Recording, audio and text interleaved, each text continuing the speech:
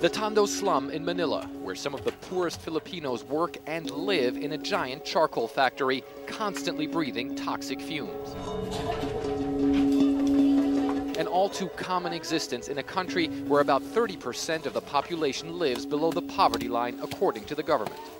For many Filipinos, the only way to escape hardship like this is to find work abroad. Millions have migrated to the economic powerhouses along the new Silk Road: Saudi Arabia, Kuwait, and the UAE.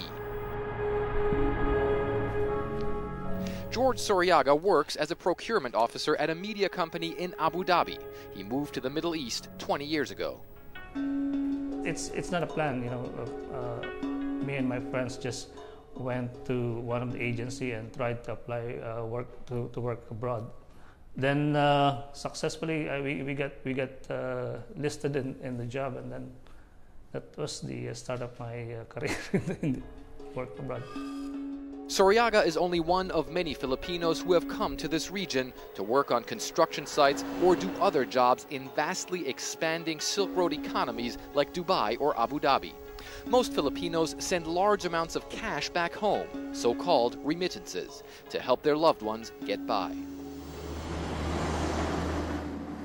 There are between 400,000 and 600,000 Filipino workers in the United Arab Emirates, and every year they send home billions of dollars.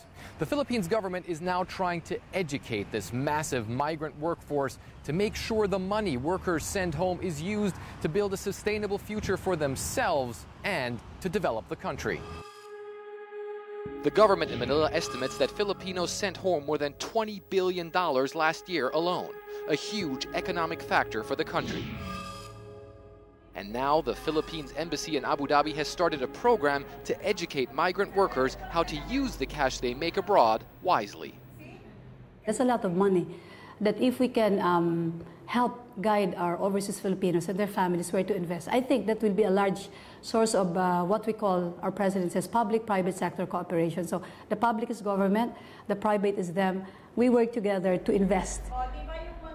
Courses involve financial literacy training, where participants learn how to invest money effectively, but also how to stop relatives back home from spending all the cash on consumer goods. Maria Rosario de la Cruz is a nurse. She's been working abroad for 27 years and says being separated from the family is hard enough, but bad finances can make that hardship even worse. It would cause family problems, communication gaps between husband and wife and children. It could destroy a family just because of a financial problem. You see, but if a family is financially stable, I don't think there would be a problem within the family. With this training, the Philippines government hopes its migrant workers who sacrificed so much helping to build the new Silk Road power centers like Dubai can also help develop their own country's economy after they return. Prudencio Garcia is a prime example of how it can work. Garcia went to Saudi Arabia in the early 1990s as an accountant. He returned to the Philippines more than a decade later and used his savings to expand the family's business, the McKinney Foods Company, which now has more than 1,000 employees. For us to start doing a business, we have to go out of the country, wherein we can save more and someday that we can start our own business. Prudencio Garcia used his time working in one of the new Silk Road economies to build his future, and the Philippines government hopes others will follow suit so that sometime in the future, places like the Tondo slum will be nothing more than a dark spot in this country's history. Fred Plekin, CNN, Abu Dhabi.